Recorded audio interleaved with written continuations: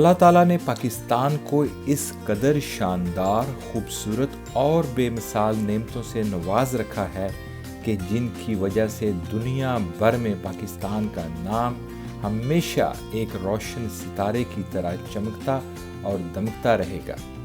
پاکستان کی ان بے مثال نعمتوں میں سے ایک کھیوڑا میں پائی جانے والی نمک کی کانیں بھی ہیں۔ کھیوڑا پنجاب کے ضلع جہلم کا آبادی کے لحاظ سے دوسرا بڑا شہر ہے۔ کھیوڑا کی نمک کی یہ کانیں اسلام آباد سے تقریباً 185 کلومیٹرز پر واقع ہیں۔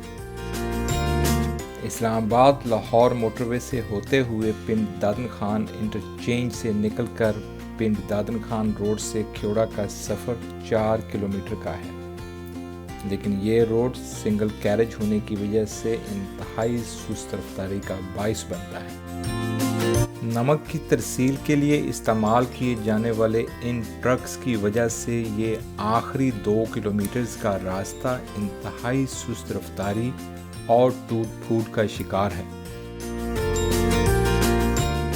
جیسے ہی آپ پوٹوہار کے پہاڑی سلسلے میں داخل ہوتے ہیں، یہ سفر مزید دلچسپ اور خوبصورت ہو جاتا ہے۔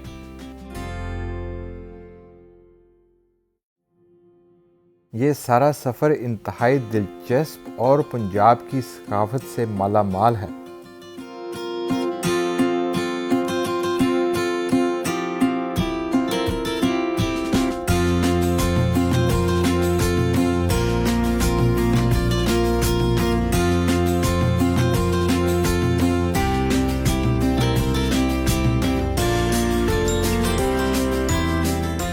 تین گھنٹے کے سفر کے بعد ہم کھیوڑا مائنز پہنچے۔ یہاں پر سیاحوں کے لیے گھوڑوں اور اونٹوں کی سواری سے لطف اندوز ہونے کی سہولت بھی موجود ہے۔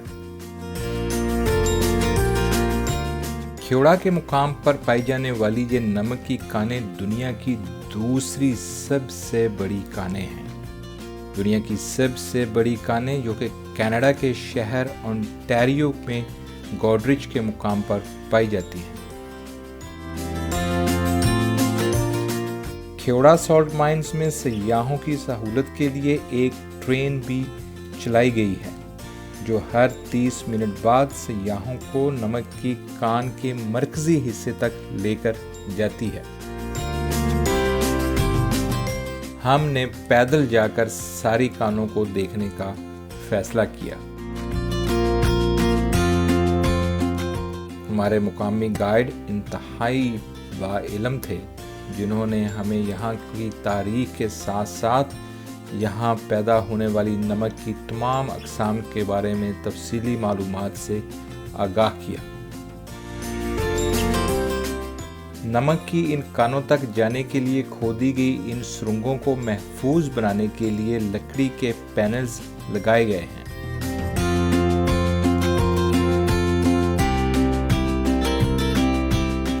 پتھر کے اوپر ٹارچ لائٹ کو رکھ کر نمک کے خالص اور معیاری ہونے کا اندازہ لگایا جاتا ہے۔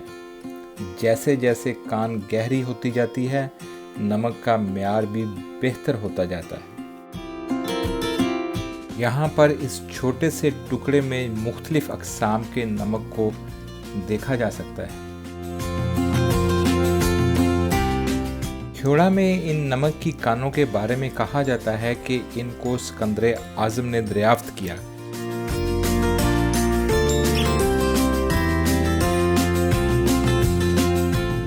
آج سے تقریباً 2348 سال پہلے سن 326 BC میں جب یونان کے نوجوان بادشاہ الیگزینڈر دی گریٹ، جسے لوگ سکندر اعظم کے نام سے جانتے ہیں، 20 سال کی عمر میں دنیا کو فتح کرنے کی مہم پر نکلا۔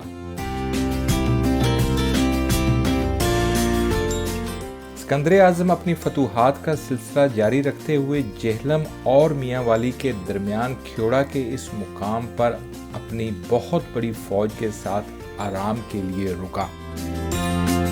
سکندر اعظم کی فوج کے پڑاؤ کے درمیان اس کے سپاہیوں نے بہت سارے گھوڑوں کو یہاں پر پتھر چاٹتے ہوئے دیکھا تو ان کے تجسس میں اضافہ ہوا۔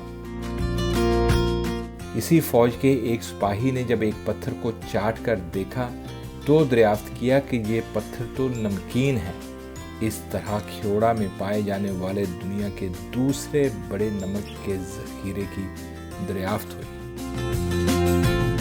یہ وہ راستے ہیں جن سے ان کانوں میں کام کرنے والے مزدور داخل ہوتے ہیں۔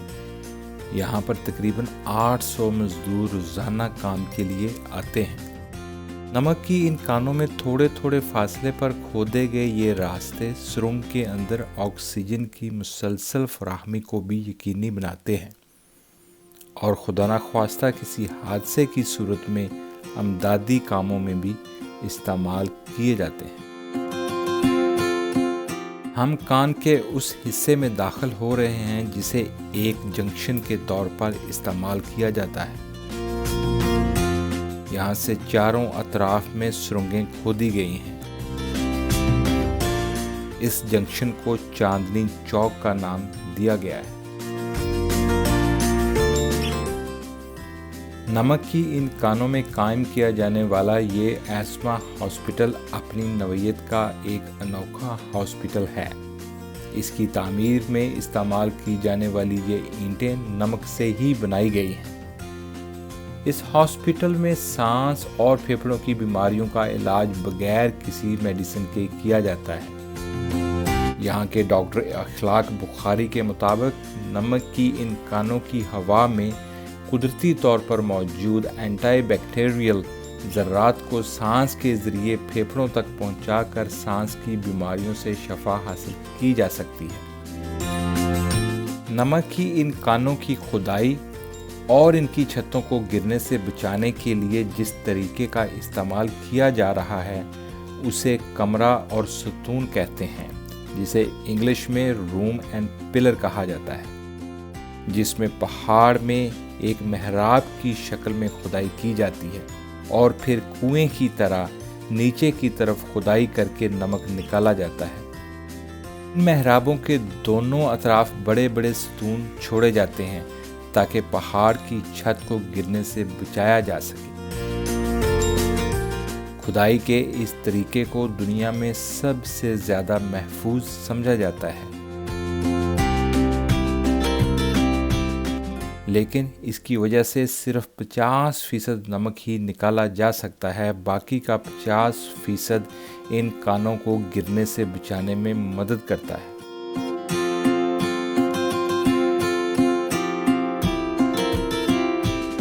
کھیوڑا میں پائے جانے والے نمک کی 90% مقدار گلابی رنگ کی ہے۔ یہاں کے نمک کو دنیا بھر میں ہمالین نمک کے نام سے جانا جاتا ہے۔ پہاڑ کے اندر ہی سیڑھیوں والے کنویں کی طرح کھدائی کر کے تقریباً 100 فٹ گہرائی تک نمک نکالا جاتا ہے۔ یہ وہ کنویں ہیں جو مغلوں کے دور میں کھودے گئے تھے۔ یہاں سے مزدور اپنی کمر پر نمک لاد کر 100 فٹ گہرائی سے اوپر لے کر آتے تھے اور پھر بیل گاڑیوں میں اس نمک کو ان کانوں سے باہر لایا جاتا تھا۔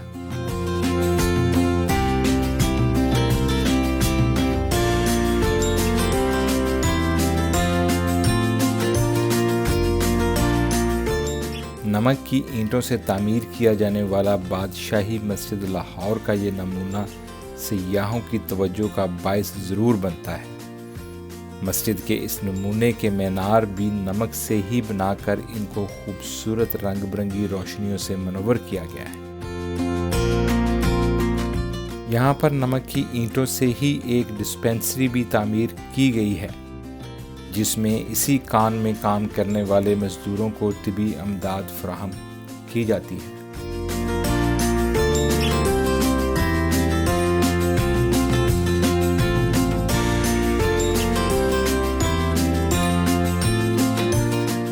انگریزوں کے دور میں کھدائی کے دوران استعمال ہونے والے مختلف آلات میں بارود سے پتھر اڑا کر سرنگ کھودنے کے لیے استعمال ہونے والا توپ نما آلہ بھی نمائش کے لیے رکھا گیا ہے۔ برسات کے موسم میں بارشوں کے پانی سے پہاڑ کی چھت سے رسنے والا نمک گرنے سے بننے والا یہ قدرتی نمک کا ذخیرہ سیاحوں کی توجہ کا خصوصی مرکز بنتا ہے۔ اسی طرح کے قدرتی حسن کا مظاہرہ یہاں بھی دیکھنے کو ملتا ہے۔ اس جگہ کو مقامی لوگ انگوری باغ کہتے ہیں۔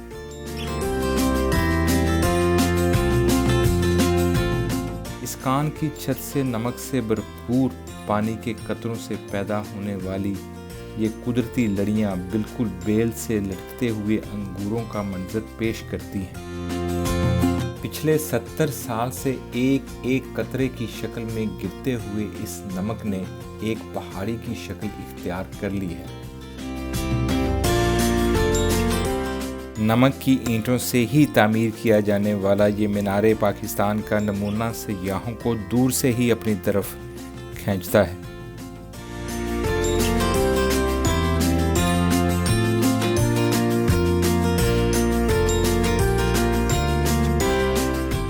کھیوڑا میں نمک کی ان کانوں سے 3,25,000 ٹن نمک سالانہ نکالا جاتا ہے۔ ایک تخمینے کے مطابق اب تک 220 ملین ٹن نمک نکالا جا چکا ہے، جو کہ یہاں پر موجود ذخیرے کے مقابلے میں آٹے میں نمک کی حیثیت بھی نہیں رکھتا۔ ایک اندازے کے مطابق یہاں پر تقریباً 6.5 ارب ٹن سے بھی زیادہ نمک کے ذخائر موجود ہیں۔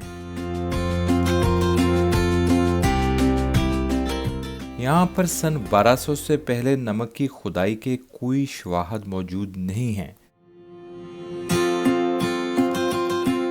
سن 1200 میں جنجوا راجہ قبیلے کے لوگوں نے کھیوڑا میں باقاعدہ کھدائی کر کے نمک نکالنے کا سلسلہ شروع کیا، جبکہ نمک کی چھوٹی موٹی مقدار سکندر اعظم کے زمانے سے ہی نکالی جانے لگی تھی۔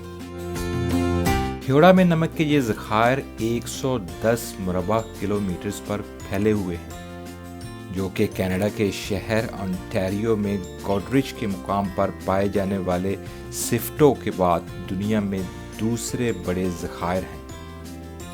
کھیوڑا میں نمک کی یہ کانیں آج سیاحوں کی تفریح اور قومی ورثہ ضرور ہیں، لیکن ان کانوں نے بربریت، قتل و غارت اور انسانیت کی تذلیل بھی دیکھی ہے۔